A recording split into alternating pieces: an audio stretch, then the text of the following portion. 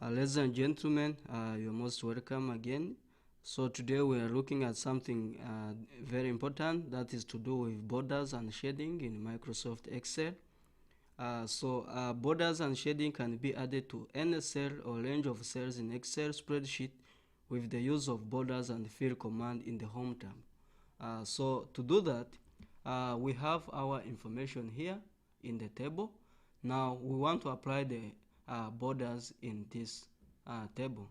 So what we're going to do, we're going to select the cell or the range of the cells that we want to add a border to.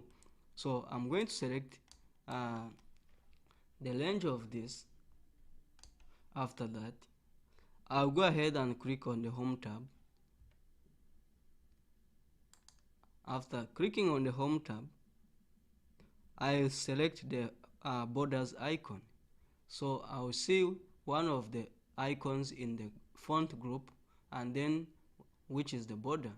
Select that icon, and now you should see different options on how we can apply the borders. We have bottom border, top border, left border, light, no border, all borders, outside borders, and so on. So in this case, I'm going to apply all borders. Applying all borders meaning that I'm applying both bottom, top, left, and right. So when I select that, now you can see my table has been applied to borders. Now, that is how we can do that. But if you want to select maybe one cell, and then we want to apply borders to this, what you do, you can go ahead and select borders, and then select all borders, and now you can see this cell has been applied to borders. What about shading? How do we do about shading? To add shading to any cell or range of cells, select the cell or range of cells that you want to add shading to.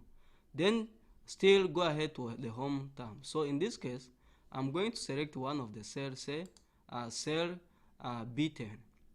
Then after, go to the home tab. After that, click the fill icon. So the fill icon is found in the font group of the home tab, and it is here. So click on it and select the color you want to fill with. Say I want green. Select another cell, say D13. Go to the fill icon, put the color, say red. Select another cell, and then go to the icon fill and select the color. So once you do that, it means now you are able to do borders and shading, and that will help you, especially when you are organizing your work in Microsoft Excel. Thank you guys. Let's catch up in the next video.